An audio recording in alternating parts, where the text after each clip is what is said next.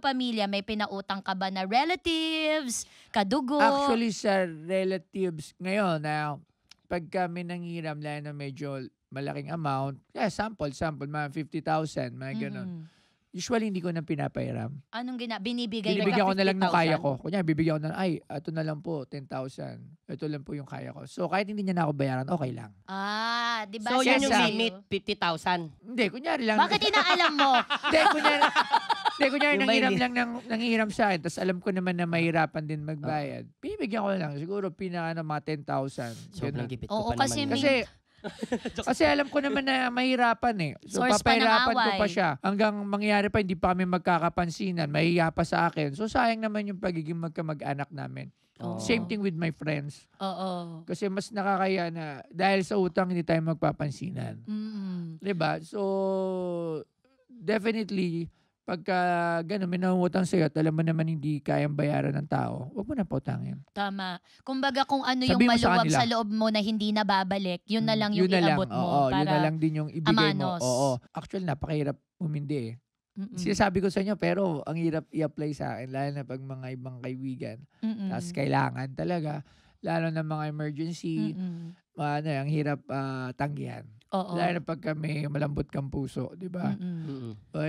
Pero sana nga dumating yung time na matuto rin tayo kasi masakit, mahirap din sa part namin na nagpapautang.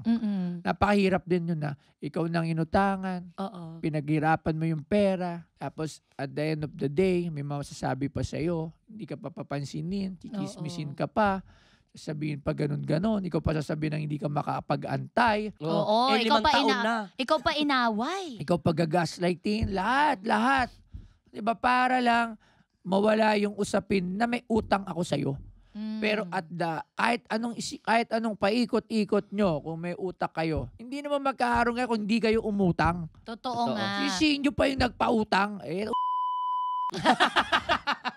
Diba? Tingnan mo. Kunyari, may nag-aaway. May nag-aaway. Ang dami na. Chismis na. Kasi nga, hindi ka nagbayad ng utang. Sisihin ka pa.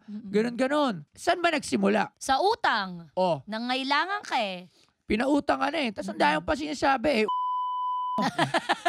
Para tumigil ka. Yan ang lagi niyong iisipin. Walang diskusyon kung hindi kayo nang utang. Correct. Pinautang na kayo ng mga ibang tao. Pera nila yon, pinaghirapan nila yon. Bayaran nyo. Tama. Ito it all goes sa mga may umuutang na mga walang hiya at mga makakapalang muka. Ayan. Kasi marami yan sa Facebook, makikita nyo eh. Makikita nyo, sila pa yung matatapang.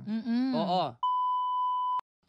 Kung hindi kayo umutang, walang away. Usap. Oo. Walang usap. Oo. At saka alam mo, ang utang may emotional value din yan eh. Oo. Kasi maibalik man natin ang eksaktong pera plus interest na hiniram, pero nung oras na nangailangan ka at sinagip ka Yun. sa trouble na itong taon na to, yung utang na loob na sinasabi hindi natin yan nababalik. Yun nga eh, mga yan. Oo nga. Teka, boss. Sinagip mo na nga. Yun nga, Oo nga, boss. Di ba nakikita ko minsan, nagpo-post ka ng mga pangalan.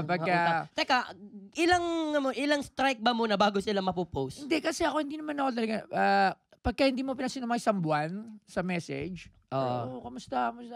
Kailan ba yan? Hindi, walang scene. Tako lang, kamusta po? Buboy Bilyar. Mag-PPM yan ngayon. Ayan na. Boss, sabi ko, pasensya na, hindi ko nabasa yung chat message mo. mo. Pasensya ka, suhulog ako. Magbabayad. So, You know!